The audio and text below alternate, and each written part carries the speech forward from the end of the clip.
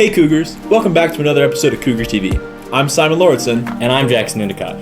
Before we get to our traditionally programmed material, here's a quick message from Student Council. Yeah.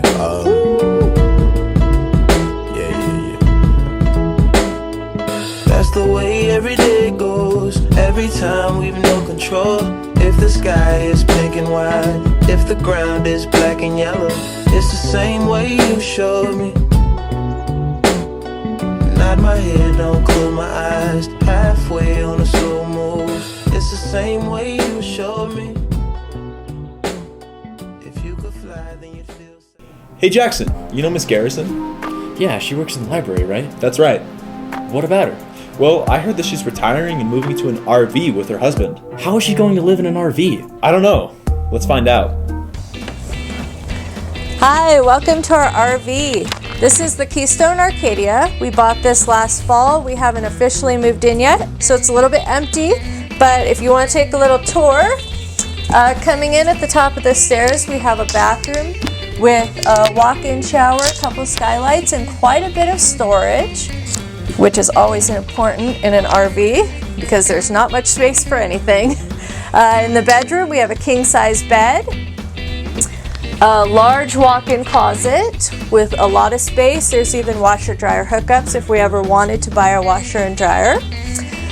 Headed back downstairs here, we do have a pretty good-sized kitchen. One of the features I really loved about this RV was the kitchen. The big farmer sink, full-size fridge and freezer, big pantry right there, lots of counter space, and I love how light it is. It's not that dark wood. We didn't want that in our RV. Dining room here, and then the living room, my husband Greg.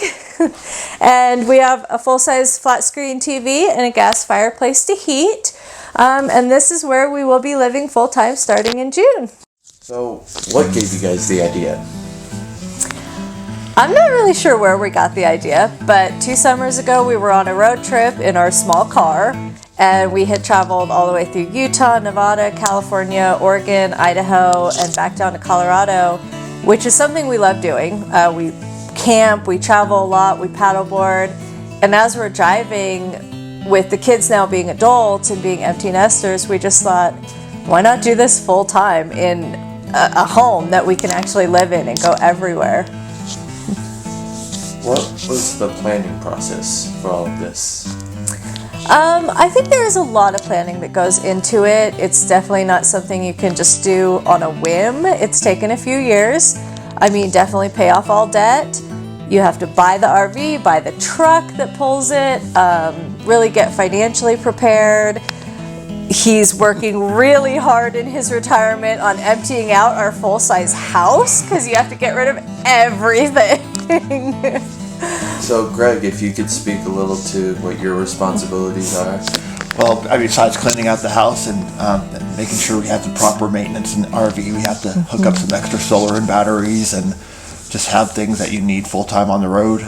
Make sure that the truck and the hitch and everything are going to work okay, and then just being able to maneuver the RV once we're on the road with some practice. Yeah.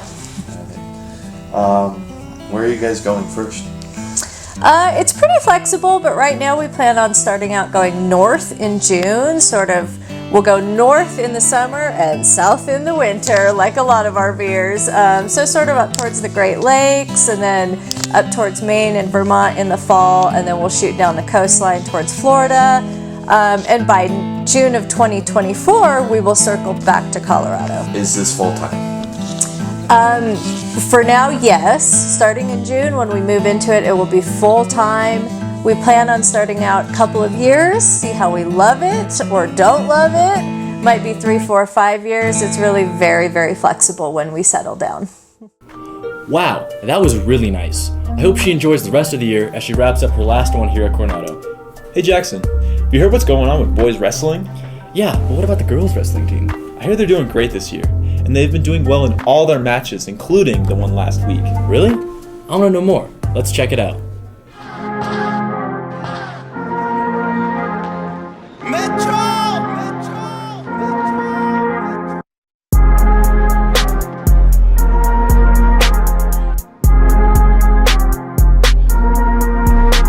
We're doing really good right now.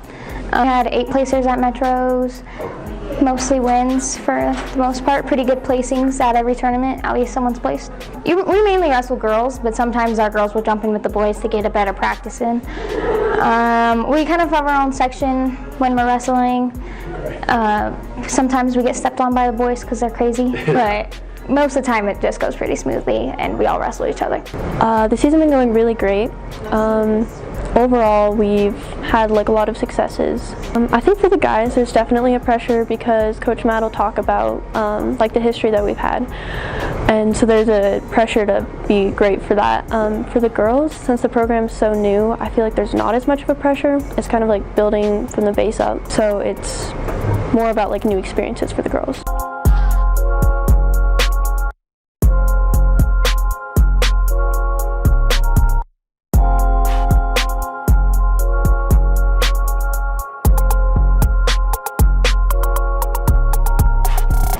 Coach Eric's great. He's been here since last year. He was our coach last year.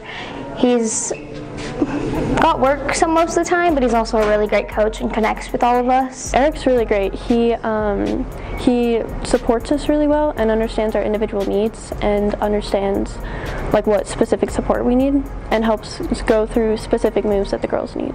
So as a team, we want everybody to make it to state. Regionals is in a couple weeks, so we want everybody to place at regionals to go to state. And also to just like keep winning matches and keep being positive.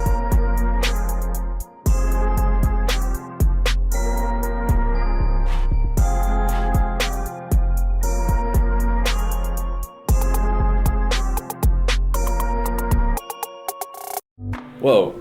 Looks like the girls are working hard and getting ready to make some history of their own. Yeah, that's for sure. And now for the sports scores. This week in Cougar sports, boys basketball lost 55-87 against Mesa Ridge. Girls basketball lost 20-67 against Mesa Ridge. Girls swim lost 89-97 against Palmer. Boys wrestling won 18-6 against Fountain Fort Carson. And girls wrestling lost 21-48 against Fountain Fort Carson. Great job, Pumas. Pumas? Pumas, Catamounts, Panthers, Cougars. Let's stick with Cougars. In recent years, depression has become a more common occurrence among teenagers all over the world. If you or a close friend of yours is depressed or even experiencing suicide ideation, you should know the resources available to you. We went to the Family Care Center here in the Springs and also the Children's Hospital campus in Aurora to ask 2 professionals about said resources. Let's see what they had to say.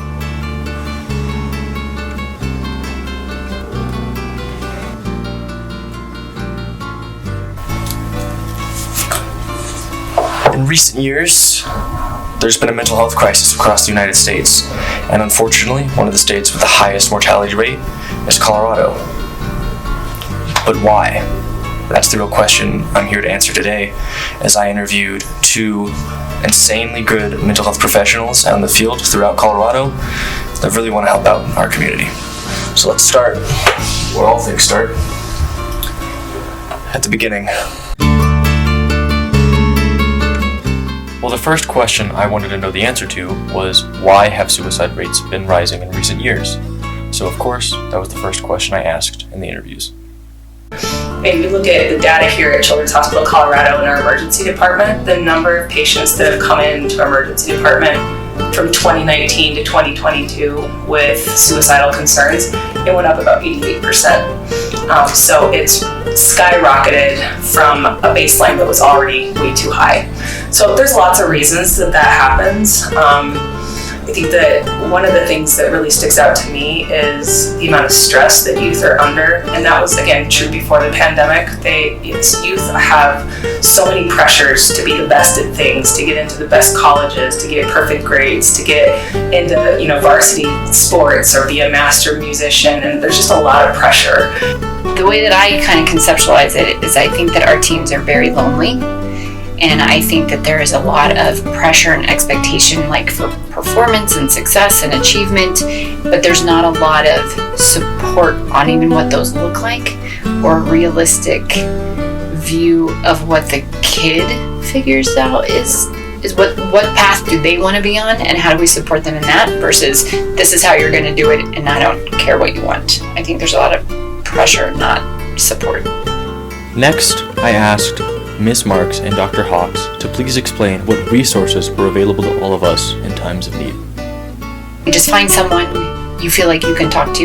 If that's a teacher, if that's parents, if that's a neighbor, someone. Find your safe person and go talk to them. Hopefully in schools and stuff there's a list of different crisis numbers, but there's a lot of different options now as far as just texting back and forth, because that's very common. So people don't want to talk on the phone or go in person. So go do it. Reach out. You're not alone and you're not crazy, and there's people that can help. Yeah. So actually, really excitingly, Children's Hospital Colorado just opened up some websites on their own webpage called the Mental Health Hub. There's actually a whole web page of resources for people and a number of answers from experts here in the hospital about like guidance around how do you help support loved ones when they're struggling, or how do you help support yourself if you're struggling. So that's actually a really great resource to go to, and it connects to things like the I Matter program or to the Colorado Crisis Center, Colorado Crisis Services, which is another great resource for all youth to know about. If you or a loved one is feeling down or depressed, please seek out counseling or therapy of any kind. Talk with your school counselor for therapy options that might be available to you that would work for you. And if worse comes to worse and you're experiencing suicidal ideation or it's an emergency, please dial 988 for the suicide hotline or 911 in case of an emergency. If you have a close friend or family member you're worried about, or you're experiencing these things yourself, please seek out the resources that were listed. And if it's an emergency, always call 911 first. Jackson, have you ever struggled changing your immaculate drip throughout the school seasons? Yeah, but it always comes down to style because, as they say, it's drip or drown. Well, of course. But we have a solution to have not only adaptability for our often changing Colorado climate, but for style as well.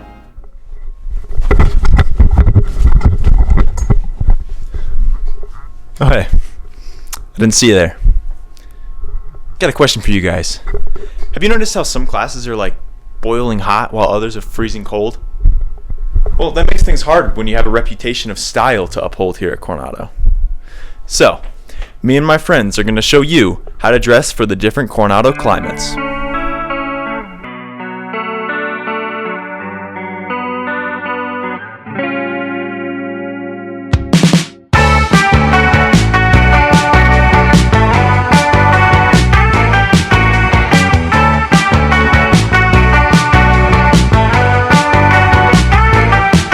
Well, an obvious hurdle you might run into is that clothes are expensive. I mean, you can spend upwards of $50 on a simple t-shirt these days. So here's the solution we have for you: thrift shopping. The great thing about thrift shopping is that you can find lots of pieces of clothing for affordable prices. Also, it's a fun activity to do with friends. I'm not sure if I'm the best pick. I'm just trying to make a living. I don't understand what you see in me. I'm still trying to find a good way to breathe. So, I got this sweater from the thrift store, and as you can tell... Is that the immense power of the sun? Boy, it sure is getting hot in here. Good thing I planned my outfit to be adaptable.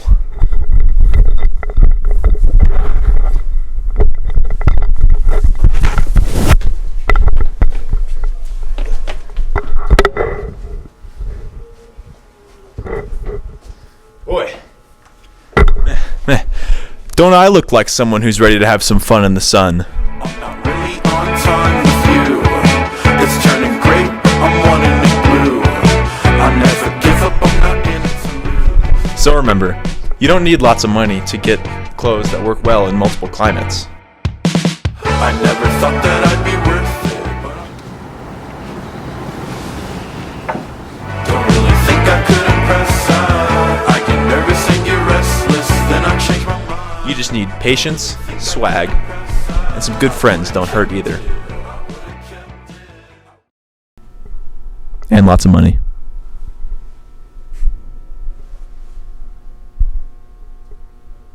Dang, Simon! I didn't know you could get that cute. Well, you know me. Don't wear Air Forces, Cougars. Have style. Remember, don't forget to get your winter formal tickets. They are $5 up until February 9th, and they are $10 at the door. The dance is Saturday, February 11th from 7 to 10 p.m. We hope to see you there. Well, that wraps up another episode of Cougar TV. Join us again next week to find out what's happening in your hallways. I'm Jackson Endicott. And I'm Simon Lauritsen. Stay classy, Coronado. This is too far, Bogdan. You've done a lot worse. It's true. It's true. I'm gonna pull him closer. My tie isn't coming off.